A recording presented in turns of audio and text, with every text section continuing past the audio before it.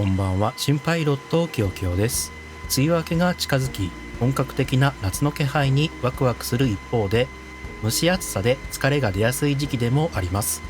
皆さんは体調を崩されていませんか？今夜は涼しい部屋で冷たい麦茶でも飲みながら、まったりとこれからの夏を乗り切るフライトシムの話題を楽しんでいきましょう。さて、今週もフライトお疲れ様でした。週刊フライトシムニュースのお時間です。今週はマイクロソフトフライトシミュレーターの大型アップデート、シムアップデート 5.1 とワールドアップデート22が立て続けにリリースされたほか、無料の超大型機フライバイワイヤー A380 が2024ネイティブビルドとして劇的なパフォーマンス改善を引っ提げて登場。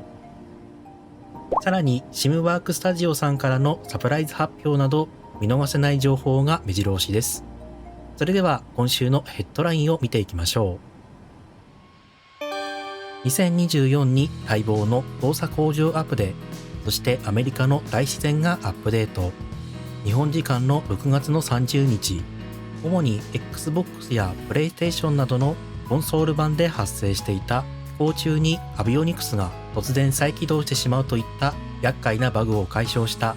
シムアップデート 5.1 をリリースしました。続く4月3日にはアメリカの国立公園を美しく刷新したワールドアップデート22を公開。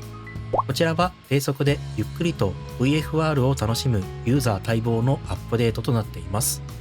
当初このワールドアップデートの公開は7月の5日の予定でしたが、アメリカ合衆国建国250周年のイベントに合わせて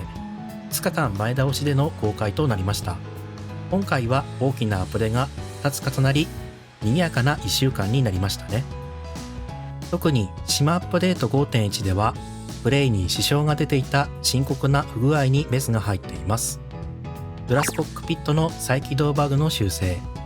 高負荷時におけるストリーミング処理の最適化、メモリ不足時の地形劣化の改善、各種クラッシュの修正などメモリ使用量の改善などです。アップデ公開後に海外フォーラムを確認したところ、コンソール版のユーザーから劇的に効果が出ている、ようやくまともに遊べるようになったという安堵の声が多く寄せられていました。私の環境でも以前よりカクつきが減ったような印象を受けています。また FSLTL で発生していた AI 機体がプッシュバックできないバグにも修正が入ったようです。皆さんの環境はいかがでしょうか？良い方向に変わっていることを願います。なお、アソボは次のシムアップデート6のベータテストに向けた動きを今後数週間以内に開始するとのこと。さらなる最適化に期待しましょう。フライバイワイヤー A380、ついに2024完全ネイティブ対応へ。フライトシミュレーター界で不動の人気を誇る無料アドオン開発チームフライバイワイヤーは、日本時間の6月27日、2024に完全ネイティブで対応した超大型旅客機 A380X の最新アップデートを公開しました。今回の目玉は、これまで多くのユーザーを悩ませていた動作の重さの劇的な改善です。世界最大の旅客機である A380 は、その巨体ゆえに VRAM を大量に消費し、フレームレート低下の原因になっていました。しかし今回のネイティブ化により、データの構造がゼロから見直され、処理速度は従来の4倍以上に向上。低スペック環境でも最大 50% のフレームレート改善を達成したと発表されています。なお、今回公開されたのは客室グラフィックなしの軽量タイプです。外から見た時に中が空っぽに見えてしまうのではと思われるかもしれませんが、窓には立体的に見える錯覚映像が採用されています。外観のリアルさを損なうことなく、パソコンへの負担を大幅に削減することに成功しているのは見事なアイディアだと思います。さらに2024の新しい環境光を活用した操縦席の景気証明も実装され、夜間飛行時のリアルさと視認性がさらに向上しています。注意点として、今回のアップデートに伴い、これまでの2020版のカラーリングは使用できなくなりました。今後は2024に対応した新しいリバリーを適用する必要があるため、各クリエイターの対応を待ちましょう。本機体は現在、フライバイワイヤーの公式インストーラーを通して、すべてのユーザーに無料で提供されています。視聴者さんの疑問。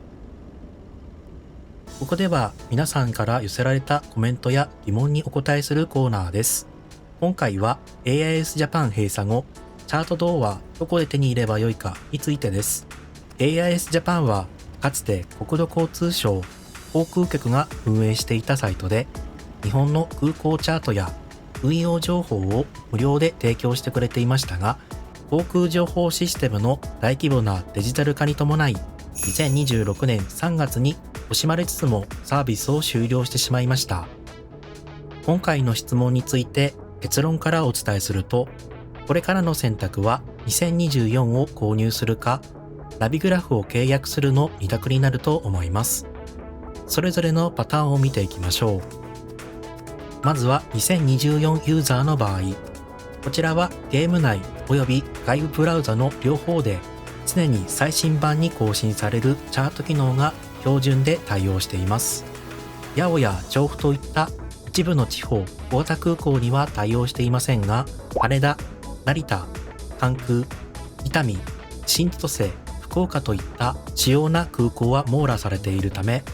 通常のフライトで困ることはまずありません。問題は2020番だけを持つユーザー。こちらはゲーム自体にチャート機能がないため、外部に頼る必要があります。候補1、スイムポータル。AIS Japan の移行先ですが、こちらは空港関係者やドローンの資格保持者を想定したサイトです。一般人の閲覧が禁止されているわけではないものの、実質グレーゾーンです。以前当チャンネルで紹介動画をアップした際、サイト管理者様より動画の削除要請をいただいた経緯もあるため、残念ながら私から紹介することはできません。候補にチャートフォックス、BATSIM のアカウントがあれば無料で利用できるサイトですが、データの更新が止まっており、情報が古いです。例えば東京周辺だと、すでに廃止された VOR 周波数が載っていたりするため、現在の環境でそのまま使うのは難しいのが現状です。候補3はナビグラフです。世界中の主要空港を網羅する有料チャートの決定版です。PMDG やフェニックス A320、A350 といったサードパーティー製の機体ナビゲーションデータの更新を兼ねているため、本格的に飛びたい方にはこれ以上のない選択肢です。ただし、月額で使用する料金が1700円、年間で一括15000円の維持コストがかかります。候補4、2024をチャートツールとして買う。実はこれが盲点かもしれません。一度2024を購入して、マイクロソフトやプレイステーションのアカウントとリンクさえすれば、ゲームを起動していなくても、ブラウザ上で最新のチャート機能が使えます。ゲーム自体は約1万円しますが、一度買ってしまえば追加費用は0円です。ナビグラフを数ヶ月契約するコストを考えると、非常にコスパの良い選択肢と言えます。以上の理由からチャートを調べる際に、私は2024の機能を使うか、ナビグラフを導入するの2択をお勧めします。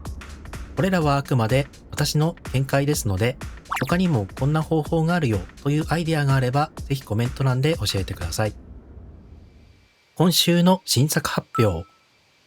このコーナーでは、新しく発表された機体、コントローラーやその他新しい情報などを短く紹介するコーナー。今回は新しく発表された2つの機体についての情報です。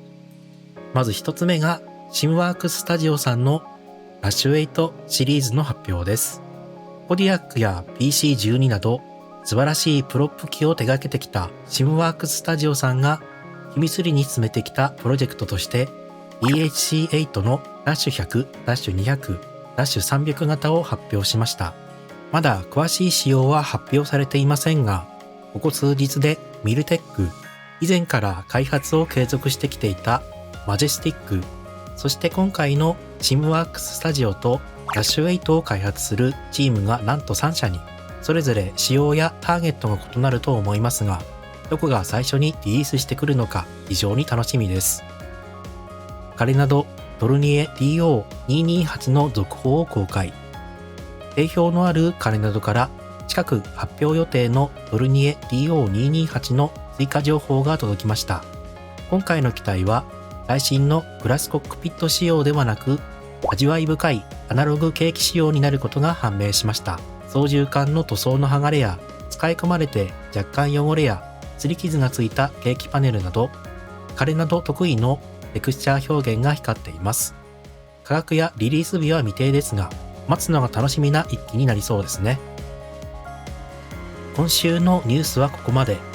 2024の最適化から大物アドオンのネイティブ化、そして新しいプロップ機の開発ラッシュと、今週も熱いニュースが盛りだくさんでした。皆さんが一番気になったニュースはどれでしたか？もし動画が参考になったのであれば、高評価とチャンネル登録もよろしくお願いいたします。それではまた次回の動画でお会いしましょう。良いフライトを。